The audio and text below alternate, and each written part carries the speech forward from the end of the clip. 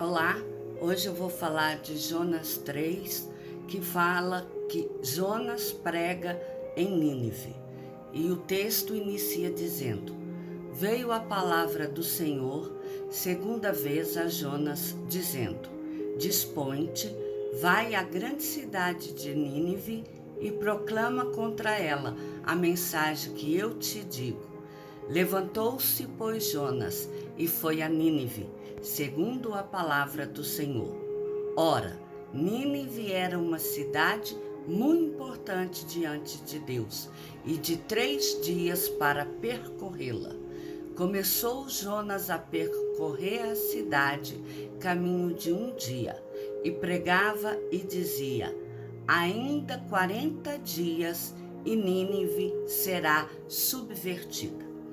Aqui mostra que depois do primeiro capítulo, quando Deus falou com Jonas para ir a Nínive, pregar a palavra de arrependimento àquela nação, porque senão Deus iria destruí-la por causa dos seus pecados e da sua iniquidade, Jonas, ao invés de tomar caminho para Nínive, ele foi para Jope, comprou uma passagem marítima e tentou fugir para Tarsis. Ocorre que o Senhor enviou uma grande tempestade para fazer com que a tripulação reconhecesse que aquilo era uma providência divina, que buscasse saber qual o motivo que estava acontecendo aquilo com eles e que Jonas fosse encaminhado corretamente à cidade na qual Deus o havia enviado. Assim, Jonas teve que confessar que tudo aquilo sucedia porque ele havia desobedecido a palavra de Deus de entregar a mensagem de destruição na cidade de Nínive, caso ele não fosse lá para pregar entre os moradores. O segundo capítulo mostrou que a saída que teve foi Jonas ser lançado no mar, porque uma vez lançado, o mar se acalmaria, e assim aconteceu. Assim que Jonas caiu ao mar, o mar se acalmou, a tripulação, vendo as maravilhas do Senhor, se alegrou, se converteu, prestou sacrifícios de louvores ao Deus verdadeiro. E Jonas, por uma providência divina, foi engolida por um grande peixe, onde permaneceu por 3 dias e 3 noites. E ali dentro, depois de tanto sofrimento, ali naquele ambiente insalubre, em que ele se sentia acorrentado, ele clamou a Deus para que Deus o socorresse. E Deus providenciou que o peixe o vomitasse na praia de Nínive. E é sobre isso que o capítulo 3 vai abordar. Entretanto, antes de começar a abordar, eu quero dizer que este período em que Jonas foi lançado ao mar, Jonas ficou 3 dias no ventre de um peixe, e ali ele teve seu momento com Deus, em que ele falou das agrúrias que eram ali dentro, sobre as correntes que que ali o cercavam, que é como se ele estivesse no profundo de uma entranha, de um abismo, mas no final de 3 dias ele se livrou. É uma analogia também sobre o sacrifício do Senhor, do período em que o Senhor ele se deu, ele morreu para salvar a vida de várias pessoas do mundo inteiro, para que não sofresse na perdição com o pecado. Aqueles 3 dias em que ele ficou no ventre do peixe refere-se aos 3 dias em que o Senhor ele ficou sepultado, e ali ele pregou aos cativos que estavam no inferno, aqueles que estavam na morte, no período de esperando para saber o que se daria na sua alma, uma vez que o Senhor Jesus ainda não havia vindo até o mundo para morrer e dar a salvação àqueles que haviam pecado.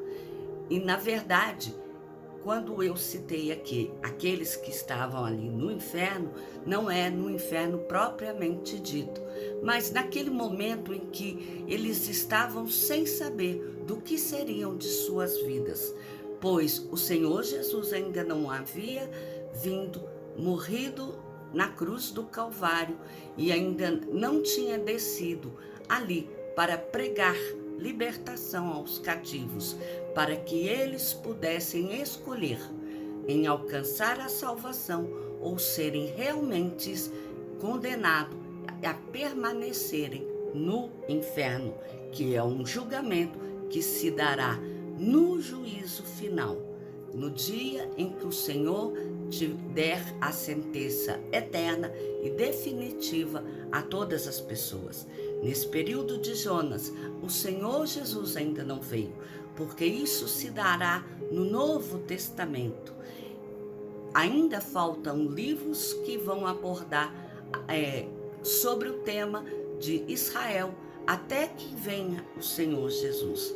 Porém, aqui já é uma analogia que está fazendo de uma época vindoura, assim como foi feito no livro de Ezequiel, de Isaías, de Jeremias e nos demais livros que foram citados. Mas fato é que aqui no versículo 3 de Jonas, no capítulo 3 de Jonas, ele inicia com o Senhor mais uma vez, Jonas a ir à cidade de Nínive, que é uma capital do Império Assírio, uma das cidades mais importantes daquele império. E ali proclamar a mensagem de arrependimento ao povo, porque o julgamento de Deus sobre a cidade, ela estava chegando. E tudo isso por causa dos seus pecados e iniquidade. E recairia dentro de pouco tempo, num espaço de 45 dias. E o interessante é observar que aqui fala que para disseminar toda a palavra do Senhor, Jonas teria que percorrer um período de 3 dias. Ou seja, não era uma cidade tão grande, mas ao mesmo tempo não era pequena. Porque se fosse apenas andando e olhando, sim, a cidade poderia ser até pequena. Mas acontece que Jonas ele teria que percorrer esta cidade proclamando o Evangelho. Um Evangelho que trouxesse uma mudança de vida nas pessoas que moravam ali, na cidade de Nínive.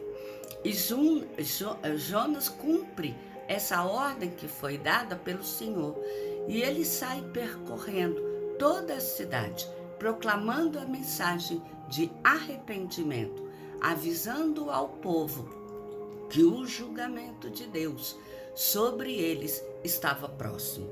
E ele ainda advertiu ao povo que a cidade só tinha o prazo de 40 dias para mudar todo o seu comportamento, todo o seu estilo de vida.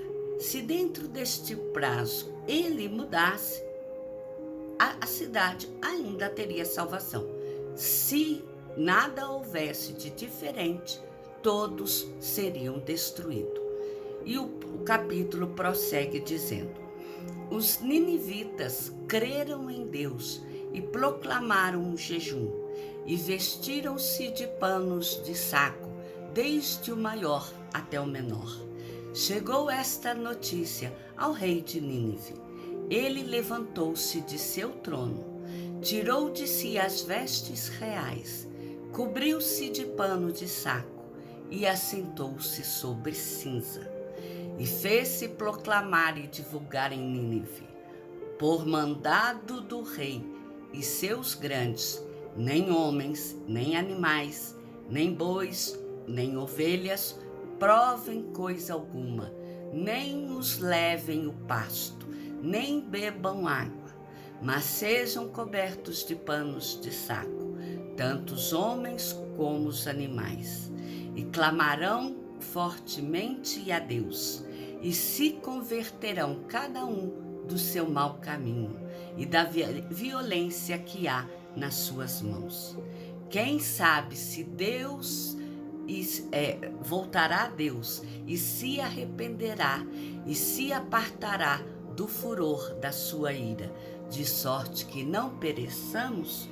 Viu Deus o que fizeram, como se converteram do seu mau caminho, e arrependeu-se, e Deus se arrependeu do mal que tinha dito lhes faria, e não o fez. Aqui nessa parte mostra que, num primeiro momento, Jonas cumpriu a ordem do Senhor na cidade de Nínive, de pregar, de anunciar a mensagem de arrependimento e mudança de vida diante dos olhos do Senhor. Ele dedicou esses 3 dias a proclamar uma mensagem de mudança de vida a toda a cidade, a ponto dessa mensagem chegar aos ouvidos do rei e dos nobres. Tudo isso Jonas fez, cumprindo o propósito de Deus, de afastar o povo de seus maus caminhos e de que Deus não tivesse que enviar o juízo sobre aquela cidade, para que ela fosse poupada, e que a oportunidade de arrependimento imperasse sobre o julgamento de Deus sobre a cidade. O interessante é que Jonas, quando ele começou a proclamar que Deus destruiria Nínive dentro de 40 dias, caso ela não se arrependesse de seus pecados, o povo ele se pôs a prostrar, a mudar de vida, a arrepender-se dos seus pecados. O povo ele creu na mensagem que o profeta Jonas estava entregando, que essa era uma mensagem que vinha da parte do Senhor. E essa mensagem, ao chegar aos ouvidos do rei, não chegou em ouvidos moucos, quer dizer, no ouvido de alguém que deu-se de ombros, de alguém que ignorou a mensagem que ouvira. Ao contrário, o rei ele fez questão de tirar de toda aquela veste pomposa e real que ele vestia. Ele vestiu panos de saco e passou a fazer jejum, além de assentar sobre cinza. Ele demonstrou assim total arrependimento da forma com que ele conduzia aquela nação, tanto que ele lançou mão da sua glória e riqueza. Ele deixou de comer dos manjares, de beber das bebidas boas e agradáveis ao paladar. E ele sentou-se no lugar mais triste que tinha, que era sobre a cinza, quando se comemorava as pessoas que estavam partindo. Quando aquele momento era dedicado a toda lamentação por algum sofrimento que alguém passava. E ele, o rei, como todos os nobres, fez chegar aos ouvidos de toda a cidade que era para tanto o povo quanto os animais não fazerem outra coisa a não ser clamarem por perdão. É claro que o animal ele não clama por perdão, mas este foi incumbido de também jejuar e de não beber água enquanto o Senhor não ouvisse o seu clamor. Eles foram impedidos de irem ao pasto, de beberem água. E sobre os homens, estes trocaram as suas túnicas e as suas vestes por panos de sacos, que na verdade eram um tecido feito de um tecido que era áspero ao corpo. Ele não era cômodo para se vestir. Geralmente era tecido feito de peles de burro, de jumento. Era um tecido feito de material precário. E dessa forma, eles mudaram todo o seu meio de portar. Eles deixaram aquela sua altivez. Eles jejuaram, mostrando que estavam dispostos a santificarem ao Senhor Deus, para que eles fossem poupados, assim como os seus animais. E o Senhor, vendo essa atitude, comoveu o seu coração. E isso fez com que toda maldição que recairia sobre a cidade de Nínive fosse dissipada. Assim, Deus poupou a cidade de Nínive pelo seu arrependimento. Mas acontece que essa postura da cidade, ela trouxe um sentimento sobre o profeta Jonas, que é o que nós veremos no capítulo posterior. Mas a mensagem que eu quero deixar sobre o capítulo 3 é que quando o homem ele se prostra, ele muda seus caminhos e a sua forma de agir diante de Deus, Deus está disposto a mudar aquilo que ele fez e programou para aquela cidade. Deus está disposto a perdoar os seus pecados e fazer com que a maldição se transforme em bênção.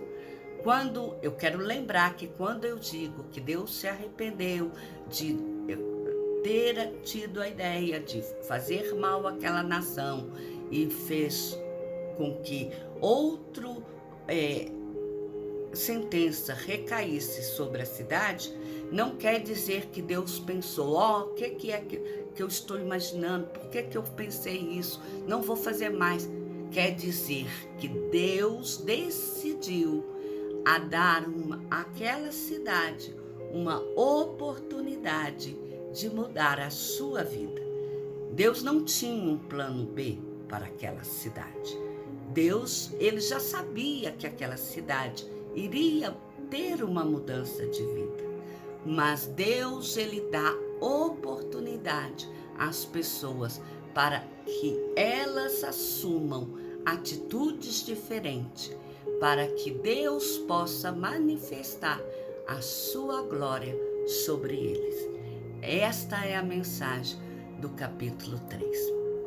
Eu espero que todos possam estar comigo quando eu for anunciar a mensagem do capítulo 4. Mais uma vez, eu peço a todos vocês a se inscreverem no meu canal. Miriam Araújo, Deus cuida de mim. Que o Senhor abençoe a cada um de vocês. Amém?